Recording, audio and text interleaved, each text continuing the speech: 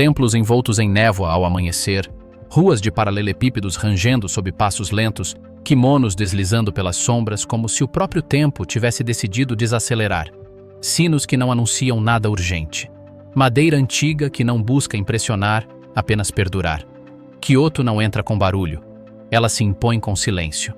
A imagem turística promete serenidade, tradição e beleza perfeita. Mas a verdadeira Kyoto não é entregue em um cartão postal. Aqui, cada gesto carrega peso, cada olhar é calculado, cada costume funciona como uma fronteira invisível. Viver em Kyoto não é observar o Japão. É aprender a navegar por um sistema de códigos que não são explicados, apenas percebidos. Neste vídeo, mostraremos como é a vida de verdade em Kyoto.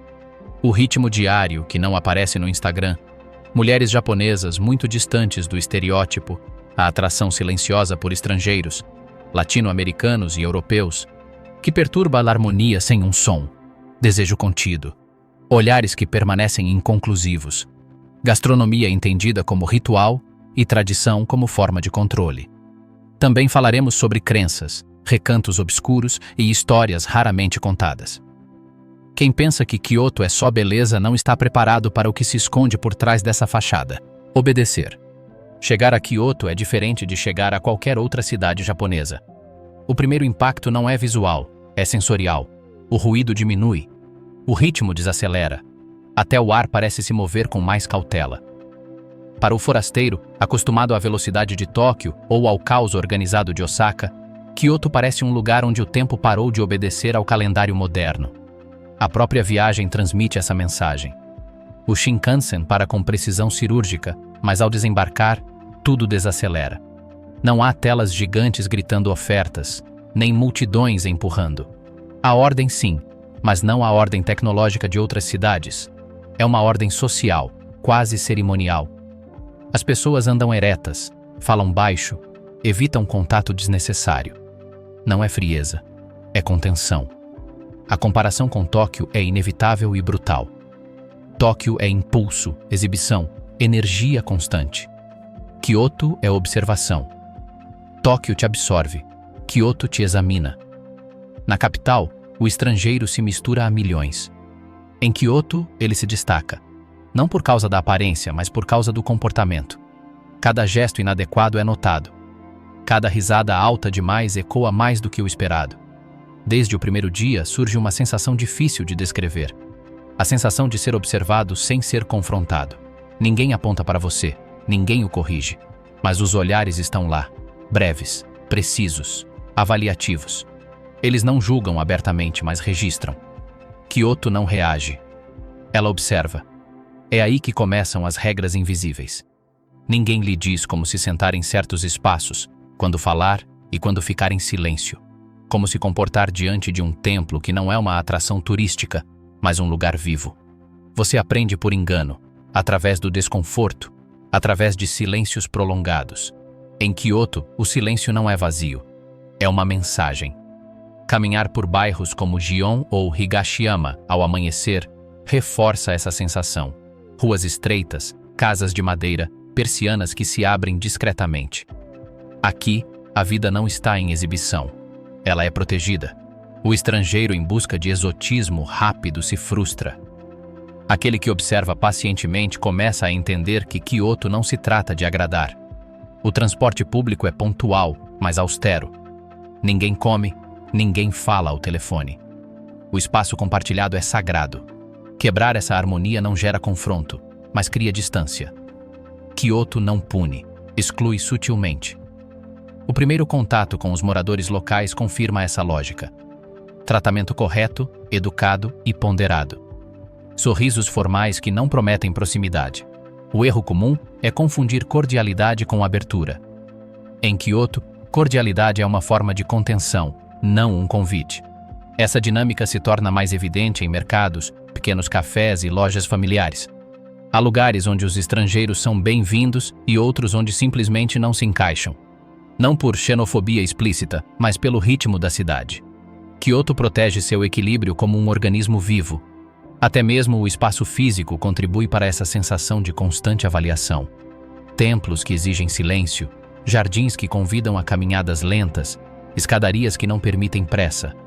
Aqui, o corpo também precisa se adaptar. Kyoto não foi feita para a correria. Muitos visitantes sentem um desconforto difícil de explicar durante os primeiros dias. Não é uma rejeição direta, mas um teste implícito. Você sabe esperar? Sabe observar? Sabe ficar em silêncio? Kyoto não te recebe de braços abertos porque não precisa. Seu valor não depende do visitante. É por isso que aqueles que chegam esperando uma experiência turística confortável se cansam rapidamente. Kyoto não é consumida, é percorrida com cuidado. E nem todos conseguem suportar essa exigência emocional.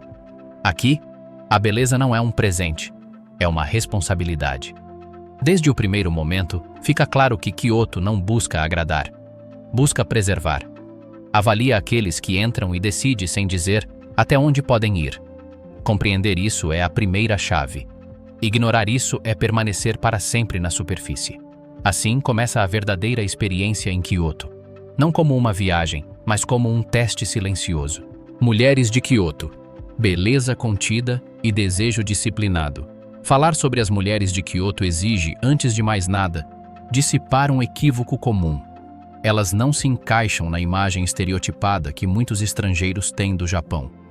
Kyoto não é kawaii, não é exagero emocional, não é flerte descarado. Aqui, a beleza não busca ser vista, ela é cultivada. E isso muda completamente a forma como o desejo circula. Fisicamente, as mulheres de Kyoto geralmente se distinguem por uma presença contida e precisa. Traços delicados, pele bem cuidada, movimentos comedidos. Não há gestos desnecessários. Sua postura é ereta, seu andar silencioso, seu olhar breve, porém preciso. Não se trata de frieza, mas de controle. Em Kyoto, o corpo não é usado para atrair atenção, mas para manter o equilíbrio social. A linguagem corporal é fundamental. Uma mulher de Kyoto não invade o espaço pessoal, não toca sem motivo, não expande sua presença, mas também não se retrai. Sua presença é sentida sem ser impositiva. Para um estrangeiro, especialmente um latino-americano ou europeu, acostumado a perceber o interesse através do toque, de um sorriso largo ou da proximidade física, essa contenção é desconcertante. Aqui, um olhar que se prolonga por um segundo a mais do que o habitual pode dizer mais do que qualquer palavra. A diferença em relação a outras regiões do Japão é evidente. Em Tóquio, a diversidade dilui os códigos. Em Osaka, a expressividade é mais aberta. Kyoto, por outro lado, mantém uma educação emocional mais rigorosa, influenciada por séculos de tradição, cortesia ritual e hierarquias sociais invisíveis. As mulheres de Kyoto aprendem desde cedo a não demonstrar imediatamente o que sentem. O desejo não é reprimido, é disciplinado. Esse controle emocional não implica a ausência de atração. Pelo contrário, o desejo existe, mas é expresso indiretamente. Uma conversa prolongada, uma pergunta inesperadamente pessoal, uma risada contida no momento exato. O interesse não é anunciado, é insinuado. E somente aqueles que sabem ler esses sinais podem tomar a iniciativa. Aqui surge um fenômeno que muitos estrangeiros percebem sem compreender totalmente: a atração por homens latino-americanos e europeus. Não é uma regra geral, nem uma fantasia coletiva, mas acontece. Por quê? Porque eles quebram o padrão sem quebrar o respeito. Expressividade moderada, contato visual mais direto, uma energia emocional distinta despertam curiosidade. Não porque sejam exóticos, mas porque representam uma maneira diferente de vivenciar o desejo. No entanto, essa atração não apaga os códigos. Uma mulher de Kyoto pode se sentir intrigada por um estrangeiro e ainda assim manter distância por semanas. O erro comum é interpretar um sorriso como um convite. Em Kyoto, um sorriso é uma cortesia. O interesse genuíno se manifesta na constância, na consistência do comportamento, na capacidade de se adaptar ao ritmo local. O contato visual desempenha um papel central. Não são olhares longos ou óbvios, são breves olhares repetidos. Silêncios compartilhados que não causam desconforto. Sorrisos discretos que não buscam uma resposta imediata. No Ocidente, o desejo é validado. Aqui, ele é testado. E esse teste é emocional. não físico. As primeiras tensões aparecem precisamente aí. O estrangeiro sente que algo está acontecendo, mas não consegue confirmar. A ambiguidade é exaustiva. Kyoto não oferece certezas rápidas. Muitas conexões permanecem suspensas em uma área cinzenta, nem rejeição, nem aceitação plena. Para alguns, isso é frustrante. Para outros, viciante. A mulher de Kyoto protege rigorosamente sua reputação. O que os outros pensam não é paranoia, é estrutura social. Cada gesto público tem peso. É por isso que o interesse raramente é expresso em espaços abertos. Ele se desloca para contextos específicos, momentos controlados, conversas privadas. Não há improvisação emocional. Isso desmantela outro mito, o da mulher japonesa passiva ou facilmente acessível. Em Kyoto, o oposto é verdadeiro. A barreira inicial é alta. Não porque falte desejo, mas porque o desejo tem regras.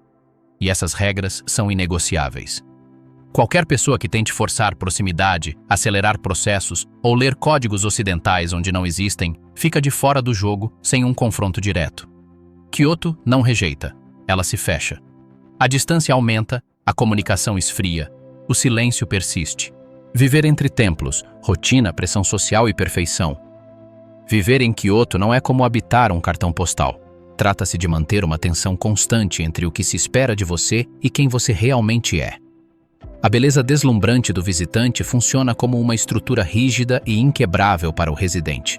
Aqui, a vida cotidiana se desenrola sob uma pressão silenciosa. Manter o equilíbrio. A rotina diária começa cedo. Estudantes em uniformes impecáveis, funcionários caminhando com passos medidos, lojistas abrindo suas lojas com precisão quase ritualística. Não há caos visível. Tudo parece fluir suavemente. Mas essa harmonia tem um preço. Cada gesto é regido por expectativas não escritas, aprendidas desde a infância. O trabalho em Kyoto não é definido apenas pela função, mas pela conduta.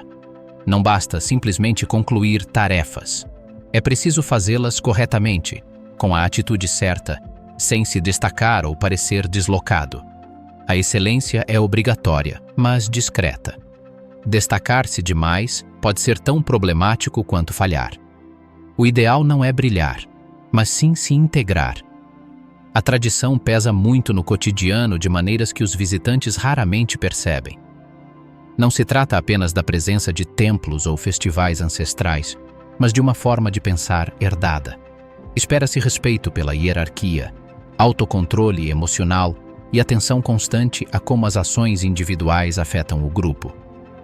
A liberdade pessoal existe, mas é exercida dentro de limites claros. A aparência desempenha um papel central. Vestir-se adequadamente não é uma questão de moda, mas de contexto. Roupas limpas, discretas e bem cuidadas. Nada em excesso, nada desleixado. O corpo comunica disciplina.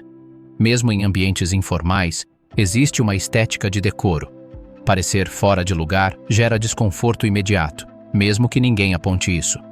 A reputação é um ativo invisível, mas crucial. Em Kyoto, ela é construída lentamente e pode ser facilmente danificada. Uma má impressão, uma atitude considerada egoísta ou uma violação de regras não ditas não são esquecidas rapidamente. Não há confronto direto, mas sim um distanciamento gradual. A punição social não é o conflito, mas a exclusão silenciosa. Esse medo de perturbar o equilíbrio social molda o comportamento diário. As pessoas pensam antes de falar, medem antes de agir. A espontaneidade é controlada, não porque os impulsos não existam, mas porque a estabilidade coletiva é priorizada. O resultado é uma sociedade funcional, porém emocionalmente exigente. Para os jovens, a pressão é especialmente intensa. Espera-se bom desempenho acadêmico, respeito absoluto pelos mais velhos e clareza em seu papel social. O desvio não é celebrado, é corrigido. Muitos crescem com a sensação de que estão sempre sendo observados, avaliados, comparados. Não por indivíduos específicos, mas pelo próprio sistema. Até mesmo o tempo livre é permeado por essa lógica. Encontros, passeios, celebrações. Tudo tem uma forma adequada. Excesso excesso ou perda de controle são mal vistos. O prazer existe, mas é contido. Kyoto não reprime o prazer, ela o estrutura. Para o estrangeiro que decide ficar, esse ambiente é mais exaustivo do que o esperado. No início, a ordem é tranquilizadora, depois torna-se opressiva. Adaptar-se significa aprender a ler constantemente a atmosfera, ajustar o próprio comportamento e limitar a expressão emocional. Não há espaço para improvisação social constante. É por isso que Kyoto é mais cansativa do que parece. Não por causa do trabalho físico, mas por causa da vigilância interna que se desenvolve. Viver aqui significa monitorar-se constantemente. Perguntar-se se falou demais, agiu de menos ou quebrou alguma regra não escrita. Estrangeiros em Kyoto. Fascínio, fetiches e mal-entendidos. Kyoto atrai um tipo muito específico de visitante. Não são apenas turistas em busca de templos ou jardins. Muitos chegam com uma fantasia. O Japão do imaginário ocidental, envolto em geishas, kimonos, flores de cerejeira e um silêncio ancestral. Entre eles, latino-americanos e europeus se destacam por carregarem uma aura de diferença que desperta curiosidade e, em alguns casos, um fascínio genuíno entre as mulheres locais. O fenômeno não é trivial. Para algumas mulheres japonesas em Kyoto, o olhar estrangeiro combina exotismo com uma sensação de segurança. Altura, postura, confiança ao caminhar por ruas estreitas e templos antigos. Tudo é observado, tudo é julgado. Não se trata de uma atração explícita, é um interesse contido e avaliativo, um estudo silencioso de quem você é e como você se move pelo mundo delas. Esse fascínio tem seu lado frágil, a idealização. Muitas mulheres ocidentais e até mesmo japonesas chegam com expectativas românticas ou sexuais que se chocam com a realidade. A cidade não permite abordagens fáceis. Códigos sociais ditam distância, respeito e autocontrole. São sinais sutis, gestos que estrangeiros rapidamente interpretam mal. Um comentário mal escolhido, excesso de confiança ou a imposição de contato físico podem romper uma conexão antes mesmo que ela se forme. Latino-americanos e europeus, por sua vez, muitas vezes acreditam que a beleza discreta de Kyoto significa timidez ou acessibilidade. A realidade é bem diferente.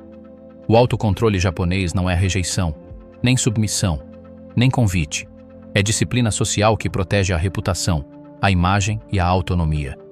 O choque cultural ocorre quando ambos os lados agem com base em suposições equivocadas. O estrangeiro espera reciprocidade imediata, enquanto o local busca manter a harmonia e a distância apropriada. Assim surgem pequenas histórias que podem parecer romances em potencial, mas desaparecem antes mesmo de começarem. Um encontro em um café perto do rio Kamo.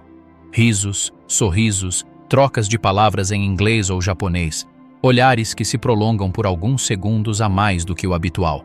Para o estrangeiro, é um sinal de interesse. Para ela, um gesto social, nada mais. Outro exemplo em um ryokan tradicional. Um visitante tenta expressar admiração pela cerimônia do chá, oferecendo elogios exagerados, enquanto a anfitriã mantém a cortesia formal. A atração se dissipa porque a interpretação é falha. Ocasionalmente, essas tensões geram momentos intensos, carregados de desejo reprimido. A energia está presente, mas não se traduz em ação. A regra não escrita é clara.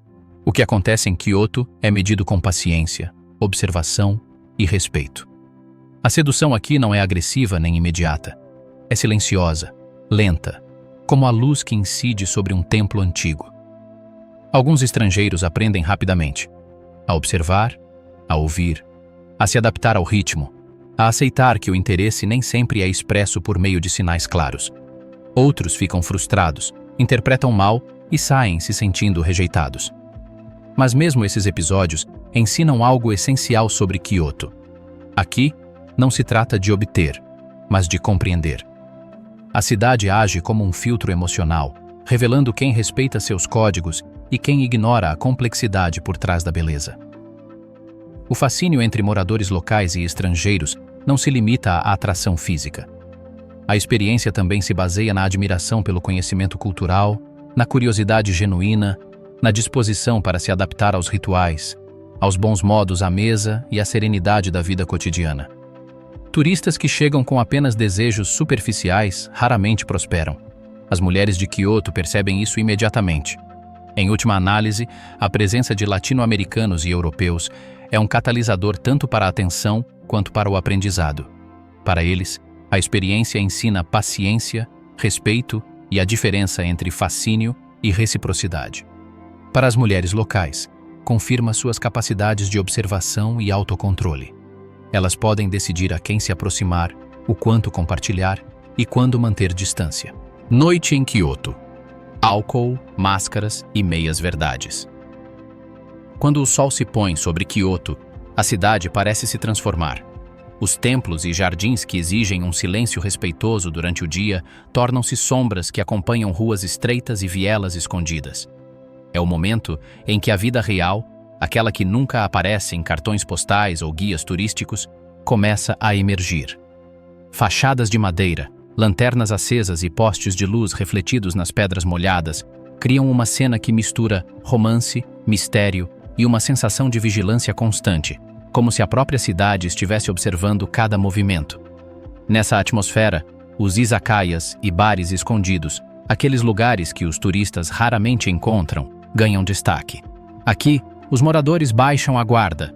O álcool se torna um catalisador. Alguns copos de saquê ou uísque permitem que as máscaras diurnas se afrouxem. Os gestos mais comedidos deem lugar a conversas mais honestas, embora nunca completamente. Os sorrisos se tornam mais genuínos, os olhares mais diretos, e os silêncios prolongados deixam de ser meramente educados, transformando-se em momentos de cumplicidade. O que impressiona os visitantes estrangeiros é como a dinâmica da atração se transforma. Durante o dia, a disciplina e o autocontrole limitam qualquer indício de desejo. À noite, a linguagem corporal torna-se mais fluida, os gestos mais eloquentes e os sorrisos carregados de intenção. As mulheres de Kyoto, conhecidas por sua compostura e discrição, permitem que sutis sinais de interesse sejam compreendidos por aqueles que sabem interpretar os códigos. Os homens locais, por sua vez, abandonam a seriedade absoluta do dia, exibindo um humor mais descontraído, piadas internas e gestos que apenas os frequentadores assíduos conseguem decifrar. Esses encontros noturnos são sempre discretos e fugazes. Podem ocorrer em um pequeno bar de madeira, em um terraço isolado com vista para um canal iluminado ou em um beco onde a luz de um poste é suficiente para que duas pessoas compartilhem um momento de intimidade sem que ninguém mais perceba. O álcool facilita a conexão, mas a essência do desejo permanece controlada. O explícito é evitado, o implícito é amplificado. Silêncios são negociados, gestos são lidos, pausas e olhares são interpretados. Tudo é comunicado sem palavras, e a reciprocidade se estabelece por meio de um acordo tácito. No entanto, essa libertação noturna tem limites claros. Kyoto ensina que a noite não é uma licença para quebrar as regras, mas um espaço onde os códigos são adaptados, não eliminados. Cada gesto, cada aproximação e cada conversa ainda estão sob o escrutínio de uma cultura que valoriza a reputação, a discrição e o autocontrole. Estrangeiros que não entendem essas normas correm o risco de confundir interesse com permissão e admiração com aceitação. É por isso que histórias de encontros fracassados, mal-entendidos e silêncios constrangedores abundam nesses becos escondidos. A noite também revela outro lado da cidade, a pressão que seus habitantes suportam. Enquanto os turistas imaginam diversão e romance, os moradores locais vivem uma vida dupla todos os dias. Durante o dia, a perfeição e a disciplina reinam. À noite, as emoções reprimidas encontram breves tréguas em conversas sinceras, confissões compartilhadas em bebidas e gestos de cumplicidade que raramente se aventuram além de bares ou becos. Aqui, as máscaras caem parcialmente, revelando tensões, desejos e frustrações que ninguém jamais demonstraria à luz do dia. Alguns visitantes sentem que esta versão de Kyoto é mais autêntica, mais humana, mas também mais complexa e desafiadora. A cidade à noite não é um lugar para ceder a impulsos desenfreados. É um palco onde se aprende que a atração e o desejo exigem paciência, interpretação e respeito. Cada encontro é regido por regras não escritas, onde o excesso pode fechar portas que pareciam abertas durante o dia, e onde a discrição se torna mais importante do que a gratificação imediata. Exaustão. Emocional Kyoto não é apenas templos envoltos em névoa. jardins perfeitos ou ruas de paralelepípedos iluminadas por lanternas antigas. Essa é a imagem que o mundo espera e que os turistas buscam em cada fotografia. Mas por trás dessa beleza perfeita, esconde-se um pano de fundo muito menos conhecido. A constante pressão social, a solidão silenciosa e o desgaste emocional que acompanha aqueles que vivem aqui. Para os habitantes, a cidade não é um cenário decorativo, é um sistema de regras invisíveis. Desde muito jovens, as expectativas são incutidas como um padrão que guia cada ação. A educação não se limita ao aprendizado, mas também ao comportamento, à medição de palavras, gestos e emoções para que nada perturbe a harmonia coletiva. Cada erro, por menor que pareça, é percebido como uma ruptura no equilíbrio social. Um olhar desviado, uma risada alta demais ou um gesto espontâneo podem ser julgados com severidade. A beleza de Kyoto é mantida graças a essa disciplina rígida. E essa mesma disciplina se torna um fardo emocional para aqueles que habitam a cidade.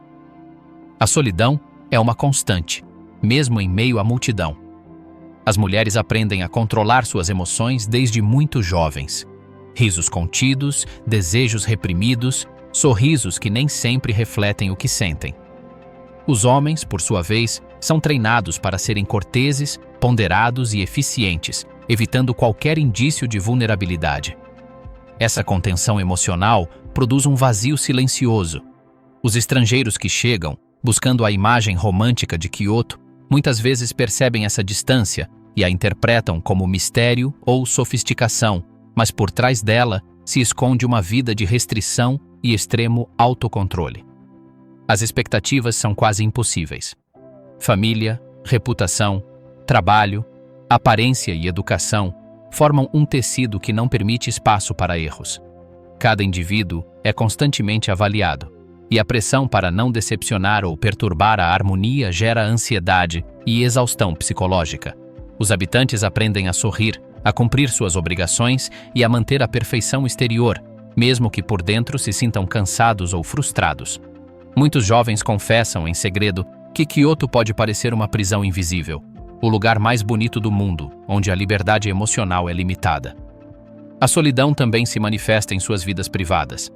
A cidade mantém um desejo contido e moderado, onde os relacionamentos românticos e sexuais são regidos por códigos sociais não escritos. O contato humano é sempre cuidadosamente medido, e aqueles que não entendem essas normas podem se sentir isolados.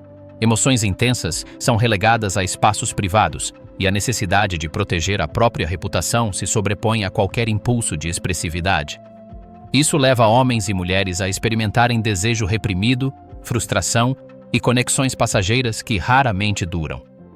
A pressão se intensifica com a chegada do turismo. Kyoto aprendeu a viver sob o olhar do mundo, e cada gesto, cada rua e cada templo são mantidos imaculados. Os moradores percebem que suas vidas diárias são constantemente observadas. Turistas tirando fotos, estrangeiros interpretando gestos e visitantes idealizando uma perfeição que não reflete a realidade emocional. Isso aumenta a sensação de estar sendo observado e, muitas vezes, interagir com pessoas de fora exige máscaras adicionais, reforçando a distância emocional. O preço psicológico dessa perfeição é alto. Não se trata apenas de aparências externas. É a disciplina emocional que cobra seu preço. A rotina diária, os rituais, a necessidade de manter sempre a compostura e a pressão para não perturbar o equilíbrio social criam um fardo que só quem viveu anos em Kyoto consegue compreender. Muitos confessam sentir um vazio apesar de estarem rodeados de beleza, porque a perfeição exige sacrifícios interiores invisíveis, crenças, rituais e a verdadeira alma de Kyoto. Kyoto deslumbra não apenas com sua arquitetura, jardins e ruas de paralelepípedos.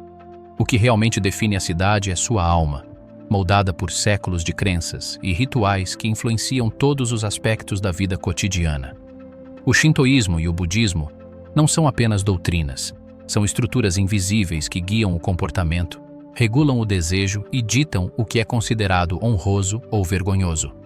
Cada ação, desde a saudação ao entrar em um templo até a maneira como se atravessa uma rua, é imbuída de um código moral que é respeitado sem questionamentos. O karma e a reputação pessoal tem tanto peso quanto qualquer lei escrita.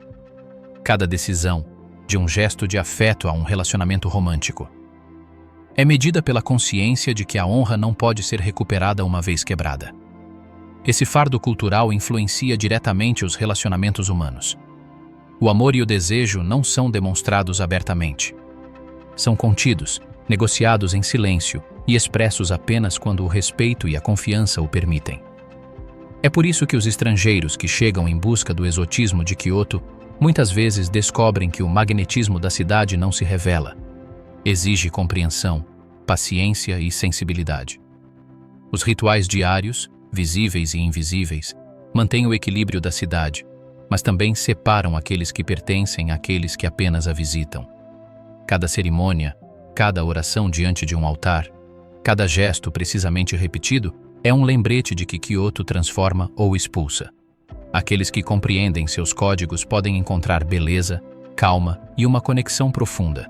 Aqueles que não se sentem estrangeiros, mesmo depois de semanas, oscilam entre a admiração e a frustração. Neste lugar, a espiritualidade não é abstrata, é prática, concreta e exige respeito. E nesse aspecto, o caráter da cidade se reflete, implacável, seletivo e exigente. Kyoto não é um destino que qualquer um possa conquistar emocionalmente. Não é um cartão postal, nem um cenário de sonho para turistas desavisados. É um espelho. Revela disciplina, desejo contido, perfeição e também as sombras daqueles que buscam algo além da sua superfície. Quem chega a Kyoto esperando apenas beleza e tranquilidade logo descobrirá sua verdadeira lição. A cidade mede, observa e transforma. Cada rua, cada templo, cada olhar guarda um desafio silencioso. Kyoto não é para todos, e nunca teve essa intenção. Aqui termina a jornada. Mas uma coisa permanece clara. A cidade mais bela do Japão não encanta apenas os olhos. Ela exige uma compreensão da alma que a sustenta, respeito por suas regras tácitas e a aceitação de que, em Kyoto, a vida é vivida de acordo com um código inegociável.